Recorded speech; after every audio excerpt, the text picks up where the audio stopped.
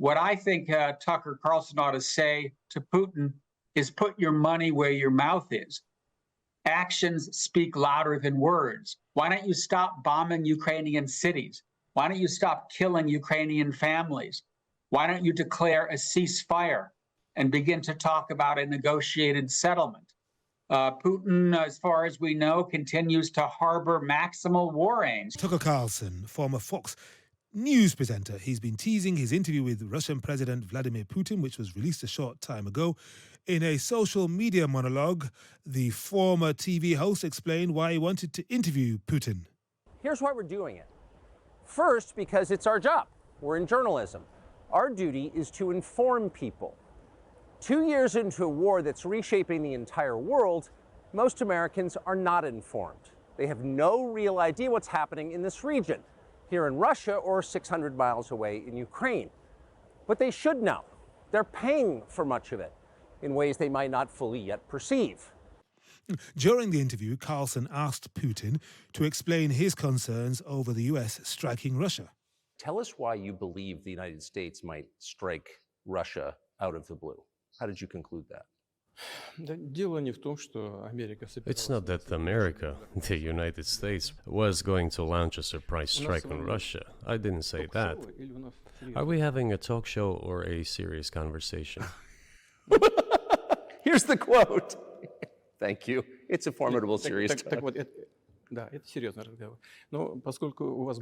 Because your basic education is in history, as far as I understand. Yes. And President Putin said the hostilities between Russia and the West stem from the Cold War. Why do you think the West rebuffed you then? Why the hostility? Why did the end of the Cold War not fix the relationship? What motivates this from your point of view? You said I was bitter about the answer. No, it's not bitterness. It's just a statement of fact. We're not bride and groom, bitterness, resentment. It's not about those kind of matters in such circumstances. We just realized we weren't welcome there, that's all. Okay, fine. But let's build relations in another manner. Let's look for common ground elsewhere. Why we received such a negative response, you should ask your leaders. The Russian president also explained whether he's concerned that the war in Ukraine might escalate into a global war. Are you worried that what's happening in Ukraine could lead to something much larger and much more horrible? And how motivated are you just to call the U.S. government and say, let's come to terms? I already said that we did not refuse to talk. We're willing to negotiate. It is the Western side, and Ukraine is obviously a satellite state of the U.S. It is evident. I do not want you to take it as if I'm looking for a strong word or an insult, but we both understand what is happening. The financial support, $72 billion was provided. So that's Vladimir Putin in conversation with Tucker Carlson, the former Fox TV presenter. Let's talk to Charles Kupchan, who's a former senior director for European Affairs on the National Security Council in the Obama administration. Charles is now senior fellow at the Council on Foreign Relations. Thank you for joining us on Times Radio, Charles. Good to be with you, Henry. So this is a 2-hour, 7-minute interview. It was released only 25 minutes ago, so we haven't heard even a few more minutes of it than what we've just played. But what do you think? Because Tucker Carlson said on Twitter or X that the reason he was doing this was because no Western journalists had bothered to interview President Putin since the conflict began nearly 2 years ago. But interestingly, the Kremlin has said, well, this is not correct because Mr. Putin has received numerous requests for interviews which were denied because Western media are too one-sided. So what does that tell you about the presumptions of the Kremlin in allowing Tucker Carlson to do this interview? Well, you know, I think this is an interview that serves the narrow interests of Carlson and Putin. Carlson was fired from Fox News, which is quite a feat. And now he's looking to get back in the game. And it is a bit of a coup to secure an interview with Vladimir Putin. But we do know that many other Western media outlets have been trying to do so. And Putin said no to all of them because he didn't really want hostile questioning. And it serves Putin's interests because he has a mouthpiece in Tucker Carlson who will send out that message to many Americans, mostly conservative Americans, but at a time in which Putin may be able to influence the decision pending in Congress about whether to send more aid to Ukraine. So I think this is really serving the interests of these two individuals.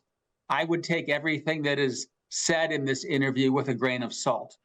Conservative Americans used to see the Soviet Union, and by extension Russia, as the deadly foe, what Ronald Reagan used to call the evil empire.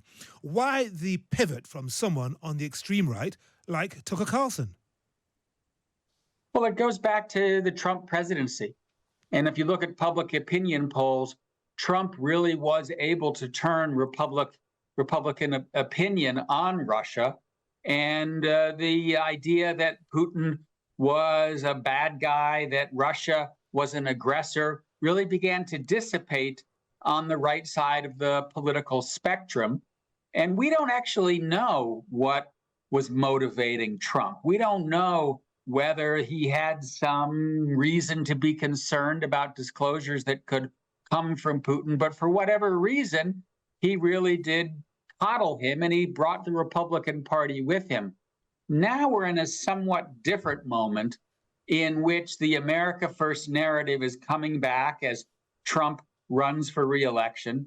There is a heated debate here in the United States about whether more taxpayer dollars should go to funding Ukraine, especially when the Ukrainian offensive has stalled.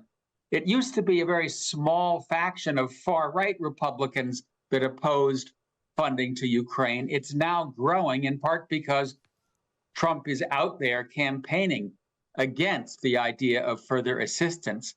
And so we really have seen a turn here that portrays Russia as a nicer guy than the standard narrative. And two, this America first. Why are we spending so much money abroad when we should be spending it here at home? And you get a sense from the clips we've just played, Charles, of the sense of the conversation and the energy between Carlson and Putin, and there was a bit of chuckling there. But if he really is a journalist worth his salt, what questions do you think he should be asking President Putin in this 2-hour, 7-minute conversation? Well, you played a little clip there that said, oh, we're always willing to talk. We're always ready to negotiate. It's the West that says no. And we also had some pieces in the press over the last few weeks that said Russia is putting feelers out. What I think Tucker Carlson ought to say to Putin is put your money where your mouth is. Actions speak louder than words. Why don't you stop bombing Ukrainian cities? Why don't you stop killing Ukrainian families? Why don't you declare a ceasefire and begin to talk about a negotiated settlement? Putin, as far as we know, continues to harbor maximal war aims. He talks about the demilitarization and the denazification of Ukraine. That says to me he still wants to take the country over. If he's ready to negotiate, if he's ready to end the killing, then he ought to demonstrate it on the ground. And Charles, we know where the modern Republican Party appears to sit on Putin and Russia and Ukraine. But what about middle America? What about people who are going to the polls? What about people whose taxpayer dollars are funding all the support for Ukraine? Where do you think they are at the moment, and how malleable they might be to something, propaganda if you call it, that comes from Carlson and Putin?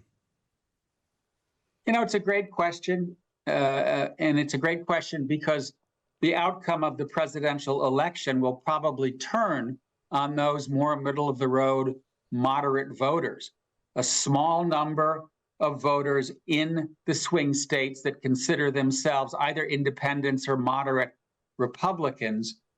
We do know that the narrative of America First, of spending more at home and not solving problems abroad, is gaining more traction. More Republicans are adhering to that view, in part because that's what they hear when they go home on the weekends to their districts. On the other hand, this is a pretty clear-cut case of Russian aggression. if the United States doesn't continue to support Ukraine, it could well be that Ukraine collapses and that Russia wins. And that would be a fundamental setback for the United States and its European allies. So hopefully that middle of the road voter that you're referring to will see through this propaganda and push Congress toward approving the aid that Ukraine desperately needs.